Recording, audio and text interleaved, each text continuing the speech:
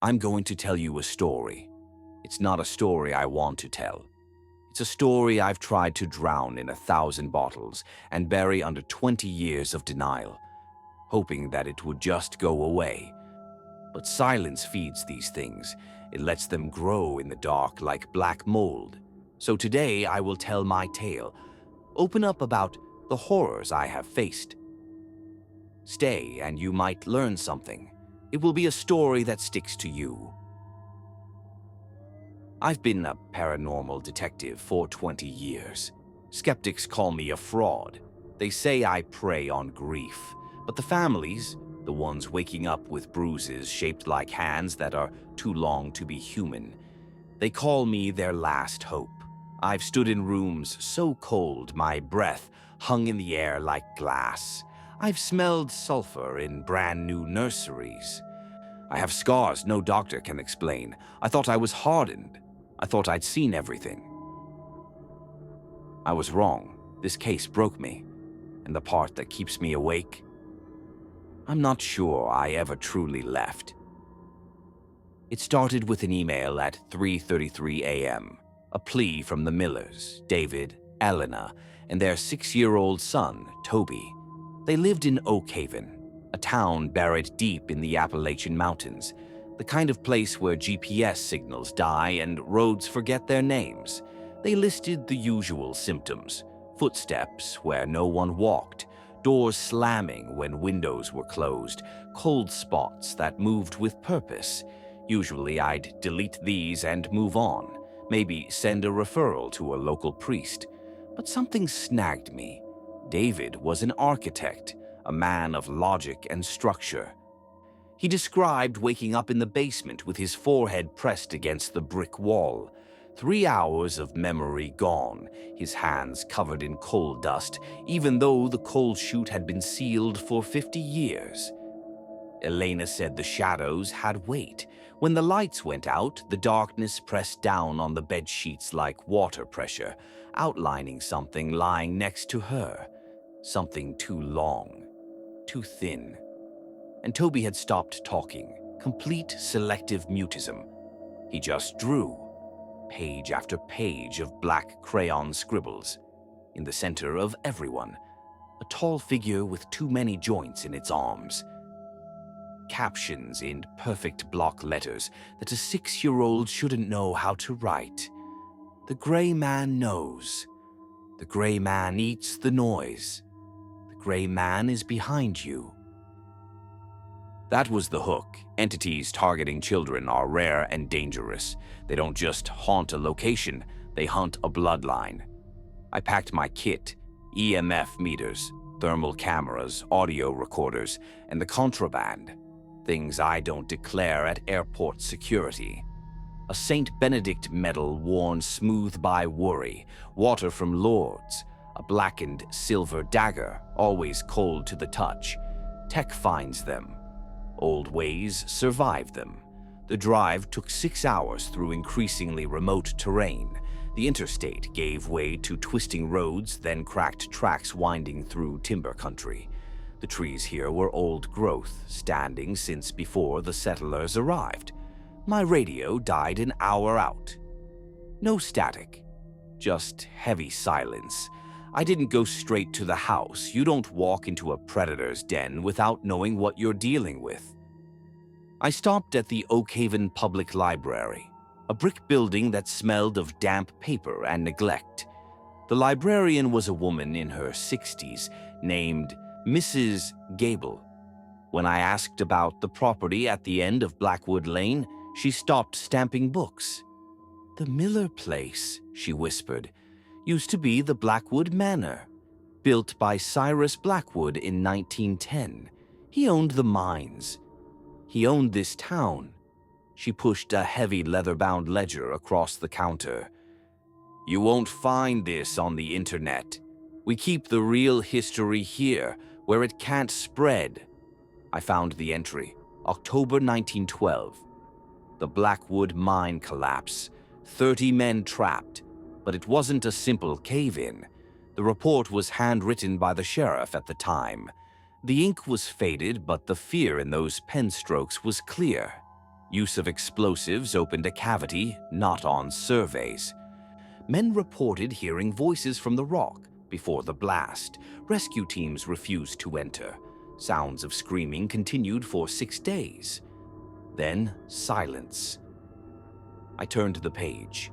A grainy black and white photo showed Cyrus Blackwood standing in front of the mine entrance. He wasn't looking at the camera. He was looking at empty air beside him, smiling a smile that didn't reach his eyes. And in the background, deep in the mine shaft shadows, a blur, tall, thin, angular. I took a picture with my phone. The screen flickered. "Why did they build the house there?" I asked. Mrs. Gable leaned in, her eyes terrified. "Cyrus didn't build it to live in, son. He built it to cover the mine entrance, to keep things down there from coming up." She grabbed my hand. Her skin was ice cold. "Don't go up there." The Millers woke it up. At the gas station on the edge of town, an old man with milky eyes watched me pump gas. "You going up the hill? That's the job." He laughed, a dry, wheezing sound. "There's no help for the Blackwood house. Only food." He leaned forward. "Heaven stopped watching Oak Haven a long time ago, stranger. It left when the mines opened." I drove up the gravel driveway. Trees twisted overhead, blocking out the gray light. Blackwood Manor looked like a rotting jawbone jutting from the hill. 3 stories of gray shingle with peeling paint, a turret that stared like a gouged eye.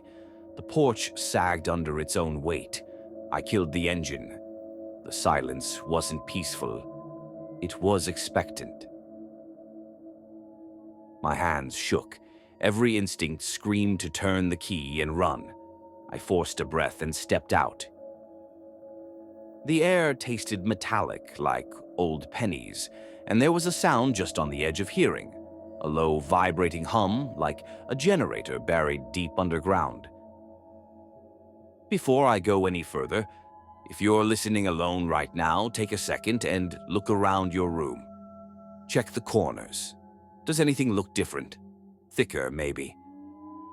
The door opened before I knocked. David Miller stood there looking like he hadn't slept in a month. Gaunt, clothes hanging off him, eyes rimmed with red. "Mr. Thorne," he whispered. "Thank you. The priest wouldn't come past the gate." "Call me Elias." He stepped aside. The temperature dropped 10 degrees instantly, a pervasive, soaking cold that went through my jacket. The interior smelled of damp plaster and rotting flowers. The smell of a house holding its breath. Elena sat at the kitchen table, knuckles white on a coffee mug, skin gray and waxen. "Where's the boy?" "My sister's," she whispered. "He screamed when he left, said the gray man would be angry if he left the circle. Good, children are batteries for these things." I sat down. David hovered by the door, unable to settle. "When did it start?" "Day 1, Elena said. "We thought it was buyer's remorse. But the house fights us. Nails split the wood, paint peels the next day. Then the dream started. Being buried alive, dirt in my mouth, weight on my chest." David stopped pacing.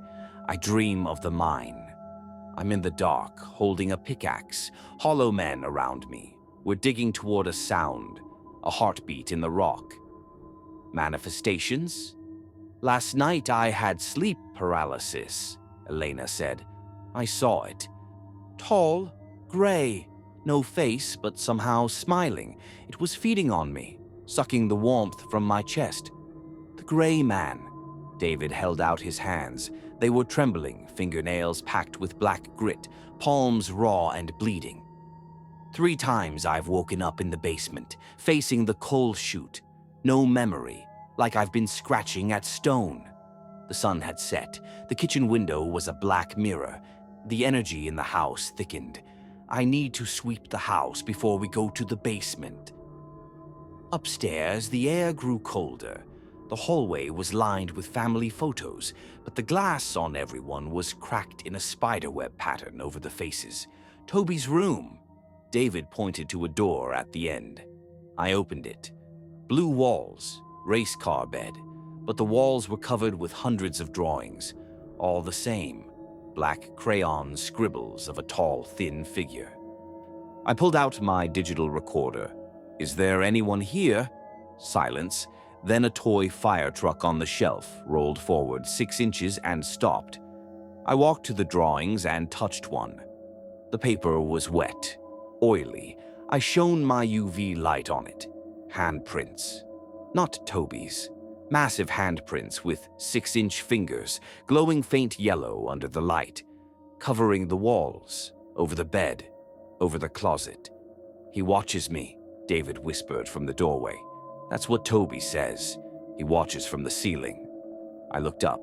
In the corner, the shadows rippled like oil on water. I raised my thermal camera, cold blue, but in the center, 2 small red dots, eyes. Get out, I said quietly. We backed out. I closed the door and heard a giggle from inside. A child's giggle, but distorted, like it was coming through water. The master bedroom, I said. Elena led me, shaking so hard she could barely walk. The room was large with an antique 4-poster bed. This is where he stands, she pointed to the corner. The floorboards were warped there, discolored as if acid had dripped on them. I pulled out the spirit box. It scans radio frequencies, white noise for ghosts to speak through. Who is here? Shh, shh. Hungry, shh. What do you want? Shh, shh. Skin, vessel. Are you the gray man? Shh, shh. I am. The hollow. Shh. Elena gasped. David, look at the bed.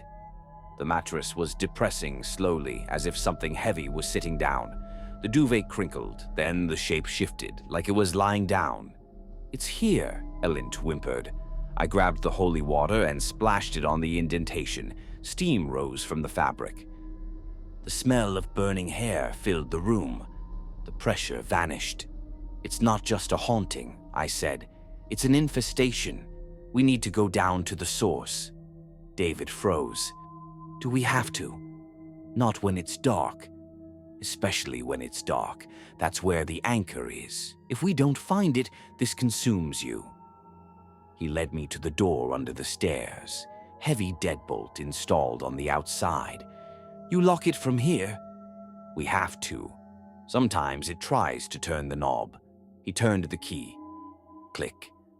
The smell hit instantly. Cold, damp air rushing up from the earth. Wet stone, metallic scent, and sickly sweet rot. I clicked my flashlight and the beam cut into the gloom. Stay here. Don't close this door. I took the first step down. The stairs groaned under my weight like dry bones snapping. The temperature dropped with every step. My breath hung thick and white in the beam. The basement was unfinished, weeping stone walls that glistened, a rusted furnace like an iron octopus, rotting boxes, tools that looked like torture instruments in this light. In the far corner, the old coal chute boarded up with fresh plywood. I walked toward it. The ground hummed louder here, intense enough to make my teeth ache. My EMF meter spiked, 50 milligauss, 60, off the charts. The thermal camera showed an anomaly in front of the coal chute, a vaguely humanoid shape. Not red or white heat, absolute black, 0 Kelvin, a hole in the world. Hello, my name is Elias Thorne. I mean you no harm, but this is not your place anymore. The response was immediate. The flashlight bulb exploded. Glass showered onto my jacket. I was plunged into absolute darkness. Behind me, the door slammed shut. David, I spun around. I heard the deadbolt slide home. Click. David, open the door. No answer. Just muffled rain and that vibrating hum. I was alone in the dark with it. Absolute darkness isn't just absence of light, it's a presence. It has weight, it presses against your eyes, it fills your mouth with the taste grave dirt. I fumbled for my backup pen light, hands shaking so badly I almost dropped it. I clicked it on, a weak yellow beam barely reaching 5 feet. I swung the light toward the coal chute. The thermal anomaly was gone, but the atmosphere had changed. Hostile, charged. The smell of burning wire overpowered the rot. Scrape. The sound came from behind the furnace, wet and heavy, like meat dragging over concrete. "Who's there? Show yourself." Then the whispering started, not from the corners, from everywhere at once. Dozens of voices overlapping, too fast and low to understand. "Let us out. The rock, the weight. Can't breathe. Dark. So dark." The voices of the miners. The entity was playing them like a recording. Then one voice cut through, clear as a bell, right in my left ear, so close I felt cold breath. "Elias." I froze. It wasn't ghostly, it sounded like a woman. Young, terrified, familiar. "You couldn't save her, Elias." My blood ran cold. No, it couldn't know that. "She screamed your name at the end. Did you hear her? Did you hear little Sarah scream while the thing broke her?" I squeezed my eyes shut. "Get out of my head. You're a liar and a mimic." Something struck me hard in the chest, a physical blow like a wrecking ball. I flew backward, feet leaving the ground. I hit the stone wall hard. My head cracked against masonry. White light exploded in my vision. The penlight rolled away, its beam spinning wildly. I slid down to the dirt floor, gasping. A crushing weight settled onto my chest. I couldn't breathe. In the spinning light, I saw shadows coalescing above me, thick, oily darkness forming a shape that leaned over me. Coldness that burned like acid seeped into my skin. Memories flickered that weren't mine. I'm holding a pickaxe. My hands are bleeding. The air is running out. We broke through. We shouldn't have dug here. We woke it up. It doesn't have eyes, but it sees us. The miner's death. I was reliving it. Then the scene shifted. My own memories. A different basement 5 years ago. Detroit. The smell of copper. 12-year-old Sarah tied to a wooden chair. Her eyes rolled back, showing only whites. Me in a salt circle, holding a book, hands shaking. The entity inside her laughing. The moment I hesitated, the moment the salt circle broke. The sound, snap. No, not Sarah. I focused every ounce of will. I grabbed the St. Benedict medal around my neck, gripping until the edges bit into my palm. The pain was grounding, real. If you're still with me, leave a comment below. Tell me about your own encounters. You're not alone in this. None of us are. I started reciting the prayer in my head, shouting it mentally against the intrusion. The pressure eased slightly. I gasped for air. I grabbed the silver dagger and slashed blindly at the air.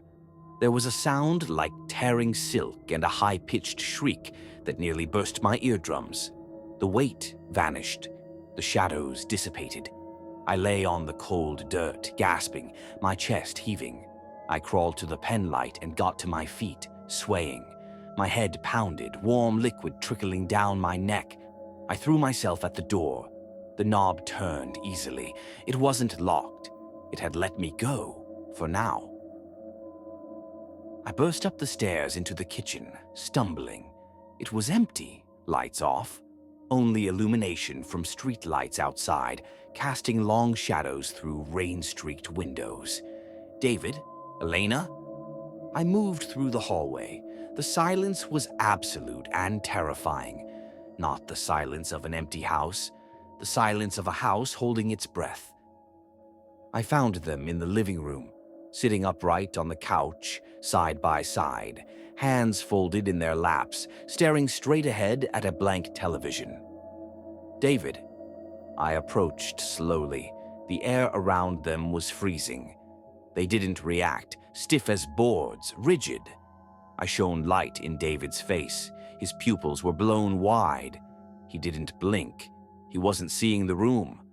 Elena's pulse was racing, thready and fast. They were catatonic, trapped inside their own minds. The entity had them. I had to get them out, now. I shook David's shoulders. He rocked back and forth like a doll, but his expression didn't change. I had to physically move them. I dragged David first, hauling him up. He could walk, barely, but it was mechanical. I guided him to the front door and bundled him into their car. I ran back for Elena. She was lighter, but her rigidity made her hard to maneuver. I got her into the car next to David. I found his keys and jumped into the driver's seat. The engine sputtered. Once, twice. "Come on," I hissed, looking back at the house. The second-floor windows seemed to glow with faint gray light. The engine roared to life. I threw it in reverse and sprayed gravel down the driveway. I didn't stop until we hit town. There was a small motel. The Timberline, with a buzzing neon sign. I paid for a room in cash. The clerk looked at us, me bleeding, David and Elena soaking wet and catatonic, and didn't ask questions. In Oak Haven, you learned not to. I got them inside. It smelled of stale cigarettes and lemon cleaner. I sat them on the beds. I wetted a towel and wiped mud from David's face. Snapped my fingers in front of his eyes. It took an hour. An hour of me pacing, checking windows, checking the salt line I'd poured across the threshold. Then David blinked. He drew in a massive, shuddering breath, like a man surfacing from deep water. He looked around, panic in his eyes. "Elias? Where? What happened? We were waiting and then the lights went out. The cold came from everywhere." "You're safe. We're at the motel. Stay here tonight. Don't go back to the house under any circumstances."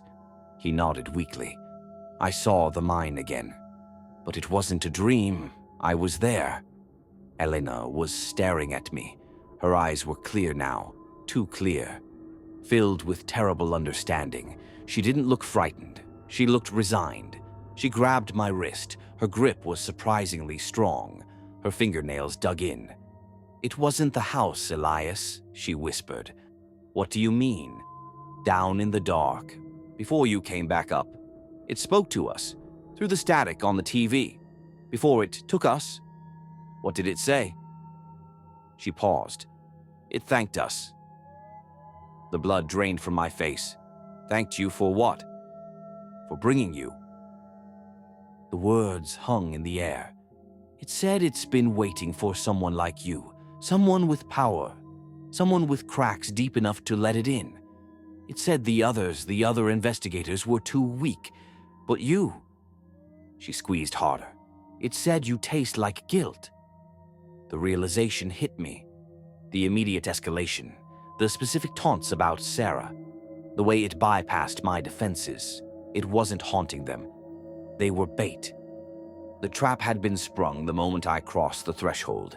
It wanted a vessel strong enough to hold it, but broken enough to be entered. I pulled away and walked to the window. I should have kept driving. I could get in my car and burn rubber back to the interstate, leave Oak Haven to rot. But I couldn't. It had used Sarah's voice. It had defiled her memory. It had dredged up the one thing I couldn't forgive myself for. If I left now, it would follow me. It had my scent. It would be in the shadows of my room, in my rearview mirror. It would hunt me until I broke. I pulled out my laptop and opened the photos from the library. The Blackwood Mine. I zoomed in on the figure in the background, the blur. I ran it through a spectral filter. It wasn't a ghost, it was geometry. Angles that shouldn't exist. I cross-referenced it with Toby's drawings. The sigils he'd drawn in crayon weren't just scribbles. They were binding seals, Enochian or older. Cyrus Blackwood didn't build the house to block the mine. He built it as a temple. He wasn't keeping it down. He was feeding it. "David, why did you buy the house?" "It was cheap, a foreclosure." "No, why did you want it?" He paused. I don't know. I saw the listing and just needed it, like it was calling me home. It was. It called you to break the seal, and now it wants me to finish the ritual. I stood up and checked my gear, the dagger, the salt, the holy water. Lock the door. Put the chair under the handle. Don't open it for anyone but me. Where are you going? David's voice rose. You can't go back there. I have to. It has something of mine. What? My peace of mind, and I'm going to take it back. I walked out into the rain. I drove back to the house. It loomed against the night sky, darker than the surrounding blackness. The front door was standing open, swaying in the wind, just as I'd left it. I walked up the steps and kicked the door fully open. It banged against the wall. The hallway stretched out, a throat of darkness.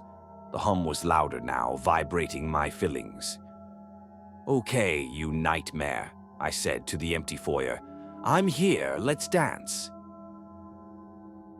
I stepped inside and kicked the door shut behind me. The latch clicked. I threw the deadbolt, not to keep things out, but to keep me from running. The house felt different. The fear was active now. The air felt thick, like wading through syrup. The smell of rotting gardenias mixed with copper. I moved to the living room. This would be the kill box. I set up battery-operated lanterns in a circle, casting harsh white light. I opened my duffel. Time for the old ways. I poured blessed rock salt mixed with iron filings across the threshold, then a circle in the center of the rug. My sanctuary. I coated the windows with silver nitrate spray. If it tried to leave through glass, it would burn. I set up tripwires with magnesium flares rigged to motion sensors. Entities this dense hate sudden high-intensity light. Finally, I placed the black iron dagger in the center of the salt circle next to the metal and holy water. Then I sat down and waited.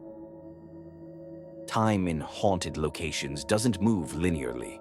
It loops, it stretches. I checked my watch. 11:45 p.m.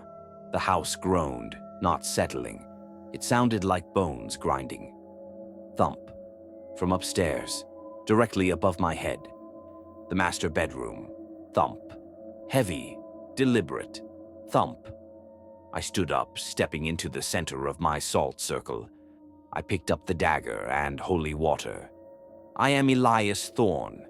I claim this ground by the right of the living. You are a trespasser. The footsteps stopped. Silence. Then, scritch, like a fingernail dragging down the wall. Starting at the top of the stairs, scritch. Then down a step, scritch. It was coming down, dragging itself along the wall. The lanterns flickered once, twice, then died all at once. The archway was glowing. Faint, sick gray light spilled from the hallway, not casting shadows, eating them, and then it entered. The gray man. It was impossibly tall, 7 feet, maybe 8. It had to stoop under the lintel, impossibly thin, like a stick figure made of wet clay. Its skin was the color of a stormy sky, smooth and featureless. It didn't have a face, no eyes, no nose, just smooth gray flesh. But I could feel it looking at me. It glided into the room. It didn't walk, its legs just blurred. It stopped at my salt line across the threshold and looked down. Then a slit opened in the gray face, a mouth tearing open with a wet sound, revealing needle-like teeth. It smiled. "Salt," it hissed. The voice vibrated in my jawbone. "You think salt stops us? We are the earth, Elias. Salt is just seasoning." It stepped over the line. The salt turned black, sizzling. My heart hammered. This wasn't a ghost. This was something older. Elemental. "Stay back." I splashed holy water forward. It hit the creature's chest. It hissed, steam rising. The creature flinched but didn't stop. Water. We drowned in water. We rotted in it. It was 10 feet away, then 5. I raised the dagger. I'm not afraid of you. The creature stopped and tilted its head. Liar! You are terrified, not of me, but of what I know. It raised a long hand, fingers with too many joints clicking as they uncurled. It pointed at my head. Let's go back, Elias. Let's go back to the day you broke. The world dissolved. Not faded, shattered. The walls flew apart. The floor fell away. I was falling through cold gray mist. I hit polished wood hard. The smell hit first. Stale pizza, copper. I knew this smell. I looked around. I was in a small, cramped apartment. Beige walls, water stain on the ceiling. A window looking onto a brick wall. Detroit, 2003. No, I whispered. In the center of the room was a wooden chair. Tied to it with rope was a girl. Sarah, 12 years old, pink t-shirt with a cartoon unicorn, torn jeans. Her head was lolled back, her skin gray, mottled with bruises. I couldn't breathe. This was the memory, the exact moment. This is an illusion, I shouted. Is it? The gray man was in the corner, squeezed into shadows. Look at her, Elias. Look at your work. Sarah's head snapped forward, her neck cracked, her eyes opened. Black pools, oil slicks. She looked right at me and smiled that terrible smile.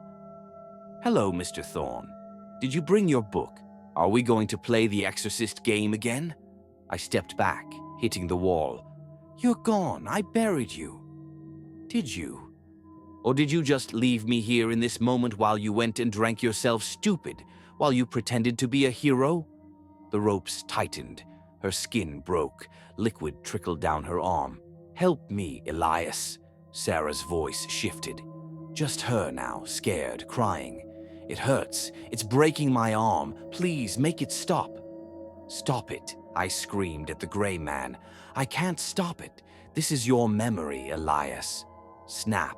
The sound of Sarah's arm breaking. She screamed. I dropped to my knees and covered my ears.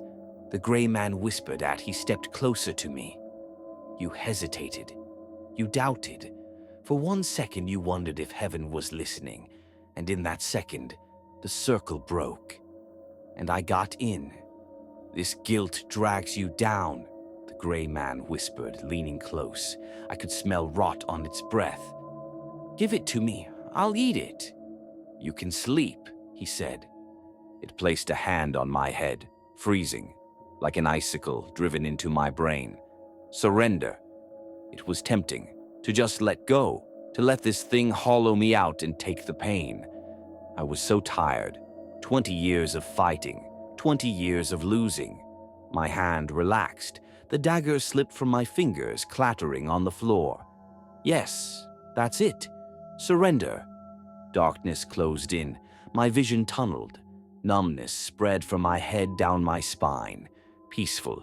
The screaming seemed further away. Just sleep, Elias. It's over. My eyes began to close.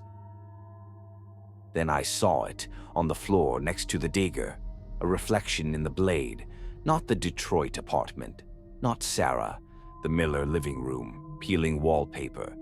My salt circle. This isn't real. The thought was small, like a candle in a hurricane, but it was there. This is in my head. I looked at Sarah. She was screaming, but her eyes looked past me, at the gray man, with fear. Then I remembered something the real Sarah had said moments before the possession 5 years ago. We were sitting in the kitchen, waiting for the priest who never showed. She'd held my hand. Her hand was warm. Mr. Elias?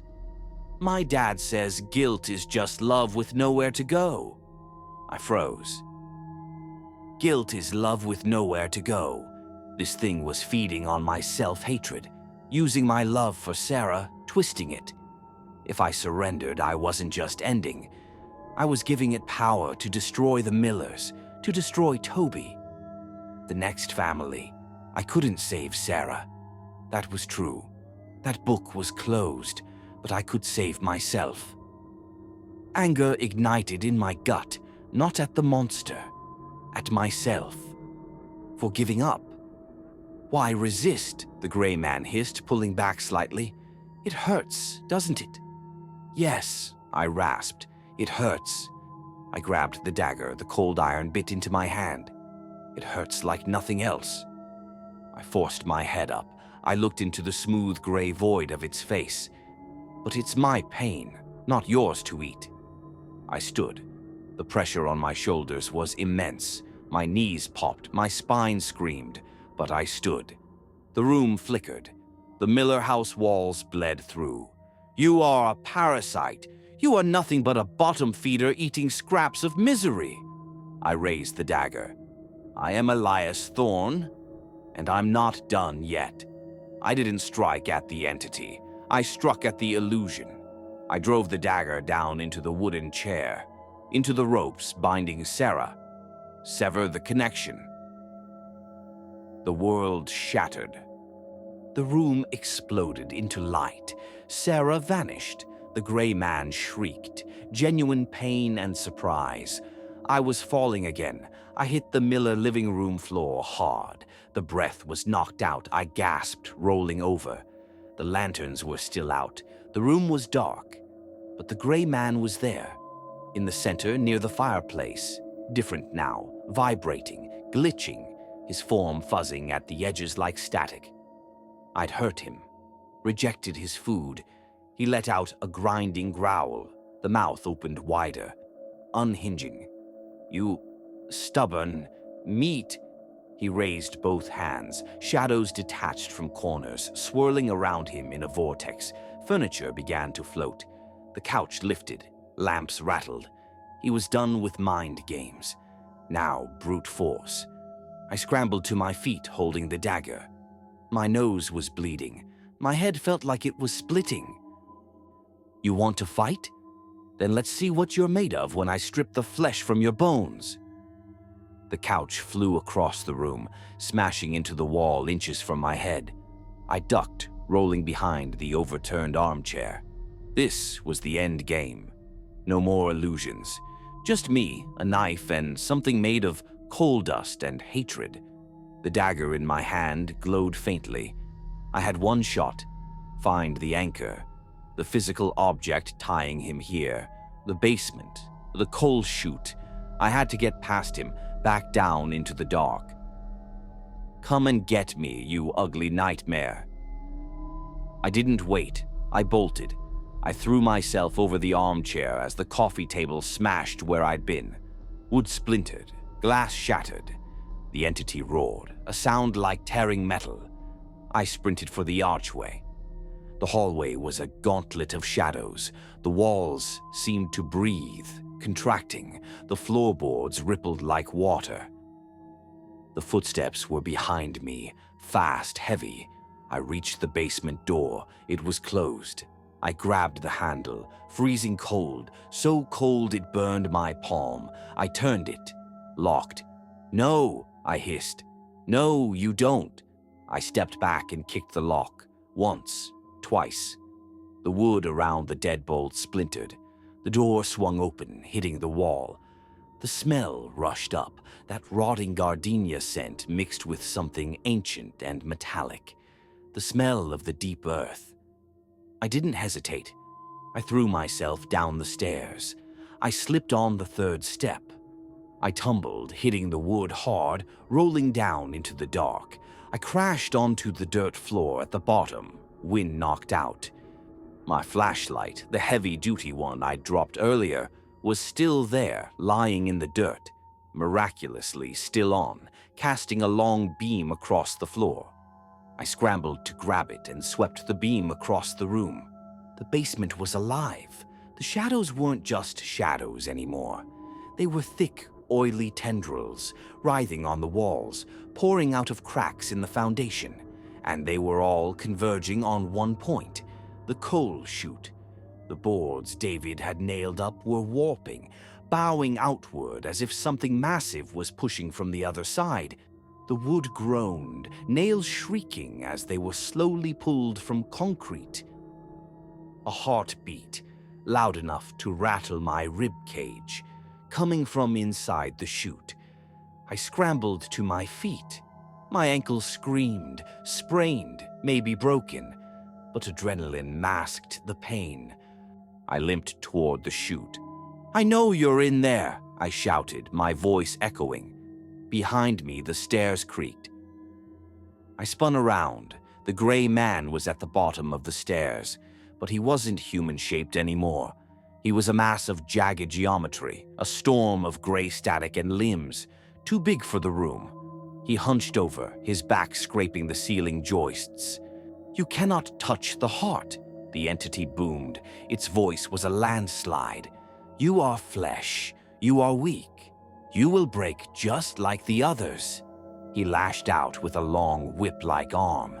I dove to the side. The limbs smashed into the furnace, denting the iron casing like tin foil. I rolled and came up right in front of the coal chute. I didn't have a crowbar. I didn't have a hammer. I had a dagger. And I had desperation. I jammed the blade of the black iron dagger into the gap between the plywood and the concrete frame. I leveraged my entire body weight against it. "Open!" I screamed. The wood cracked. A gap opened. A blast of cold air hit me in the face. It smelled of coal dust and dried iron. I looked inside. It wasn't a chute. It was a tunnel. A rough-hewn passage leading straight back into the hillside. And there, resting on a pile of coal about 5 feet in, was the anchor. It was a geode, roughly the size of a human skull. But it wasn't split open. It was whole, and it was black. Not the black of coal, the black of a starless sky, pulsing with a dull purple light. Every time it pulsed, the shadows in the room surged. This was it, the heart of the mine, the thing the miners had found, the thing they'd died to protect or contain. "No!" the gray man shrieked. A wave of force hit me in the back. I was slammed face first into the concrete wall. My nose broke. Liquid gushed into my mouth. The dagger flew from my hand, clattering into the darkness of the chute. I slid to the ground, vision swimming. The entity loomed over me. It picked me up by the throat with one hand. Its grip was like a vice of ice. It lifted me off my feet, slamming me against the wall. I choked, clawing at its wrist. My hands passed through the gray substance like thick smoke, freezing my fingers. "I offered you peace," it hissed, its face inches from mine. "I offered to take your pain. Now I will just take your life." My vision was fading. Black spots danced in my eyes. I was suffocating. I looked past the creature, into the chute. The dagger, it was lying right next to the pulsing black stone. I couldn't reach it, but I had one thing left. The vial, the Lord's water, still in my pocket. My hand fumbled for it. The creature tightened its grip. My windpipe was crushing. I pulled the vial out, popped the cork with my thumb. I didn't throw it at the creature. I threw it past the creature, into the chute. The vial sailed through the air. It hit the black stone. Shatter. The holy water splashed over the pulsating geode. The reaction was instantaneous and violent. The stone didn't just hiss, it screamed. Bright, blinding white light erupted from the chute. Not fire, pure, concentrated positive energy reacting with a void of negativity. The gray man convulsed. He dropped me. He threw his hands up, shrieking as the light hit his back. His form began to boil. The gray static unraveled, turning into smoke. "What have you done?" the gray man screamed. I hit the floor, gasping for air. I crawled toward the chute. The light was blinding, searing my retinas. I saw the dagger lying there. The handle was glowing red-hot from the energy discharge. I reached in. The heat was intense. It blistered my skin. I grabbed the dagger. I looked back at the gray man. He was disintegrating. Pieces of him were flaking off, dissolving into ash. He was trying to reform, trying to hold himself together. "You said I was weak," I rasped. I turned back to the stone. You were right. I raised the dagger with both hands. I brought the blade down. With everything I had, every ounce of anger, every ounce of guilt, every ounce of Sarah's memory, I drove the black iron point straight into the center of the pulsing stone. Then the explosion. It wasn't fire, it was a shockwave of force. It threw me backward. I flew across the basement, tumbling over the dirt floor. I hit the far wall and collapsed. The last thing I saw was the coal chute collapsing in on itself, burying the shattered stone under tons of rock and earth. The gray man let out one final wail, and then he was gone. The darkness rushed in, and I let it take me. I woke up to the sound of sirens. Red and blue lights were flashing through the small basement window. I was alive. I hurt everywhere. My ankle was swollen. My nose was a mess. My throat was bruised purple in the shape of a hand. But the hum was gone. The air smelled like air. Just dirt and dust. No rot. I crawled up the stairs. It took me 10 minutes. David and Elena were outside wrapped in blankets, sitting in the back of an ambulance. They looked up when I stumbled out the front door. Elena ran to me. She didn't say anything. She just hugged me. She buried her face in my ruined shirt and wept. David looked at me over her shoulder. He looked like he'd aged 10 years in one night, but his eyes were his own again. Is it? He started, but couldn't finish the sentence. It's buried, I said, my voice a ruin. Deep. I didn't tell them it was dead. You don't kill things like that. You just break their anchor, cut their tether. It was gone, back to the void it came from, but it wasn't dead. I drove away from Oakhaven that afternoon. I didn't stay for the police report.